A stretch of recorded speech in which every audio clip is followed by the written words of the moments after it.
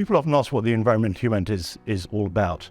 Well, one way of thinking about it is this. Often when we are thinking about the environmental crisis, we think that what we need is scientists and technologists and engineers. Scientists to tell us what's going on, and then the technologists and engineers to tell us what we're going to do about it. And then we realize, well, perhaps we also need economists and politicians to do their bit, and that's of course exactly right. But it's really important to realize that the arts and humanities can really contribute to that as well. So for example, historians can tell us how people have responded to environmental crises in the past. Or philosophers can tell us what are the concepts we're dealing with. For example, justice, how does that work out in an environmental context? Or we talk about extinction. That sounds pretty religious in nature. Or we can look at are the kinds of ways that we're addressing these issues too Eurocentric in nature, and that's where studies of modern languages and cultures become important. Or again, how our imaginations are engaged in all this, and that's where the study of literature becomes really interesting. People saying we need new narratives for talking about our world and our environment, and that's exactly what the study of literature can do.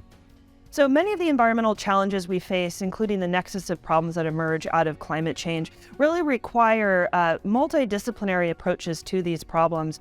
Looking at these problems just kind of in our isolated departmental silos may no longer be able to be sufficient to address the intersecting nature of these problems. But what's most significant is also being able to develop the skill set to talk across disciplines. And that's what's really advantageous about our program here at Durham University, being able to develop and build and have that kind of cross-collaboration.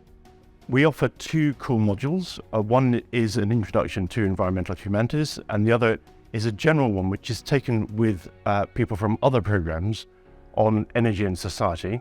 In addition, there are three optional modules, and those can be taken from any number of departments: English, history, modern languages and cultures, philosophy, theology and religion. We also offer modules from anthropology and geography. And for those who are more career-oriented, we also have a strategic leadership module, which might be of particular interest to people. The program's certainly well suited for those who want to do a PhD, doctoral work coming straight out of the MA, somewhere in environmental humanities, and that's certainly a real option which we make available. I think it's also really important to know that MAs in arts and humanities are of real interest to employers.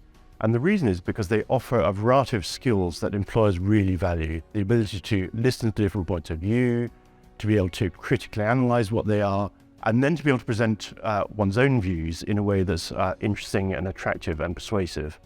So many employers are now starting to understand the importance of environmental issues for their sustainable development goals. And coming out of this program, you'll have developed a sophisticated range of skills that can serve in a number of different kinds of things, from policy making to looking at different kinds of corporate sustainability, to environmental journalism, to NGOs, and even some nonprofit institutions.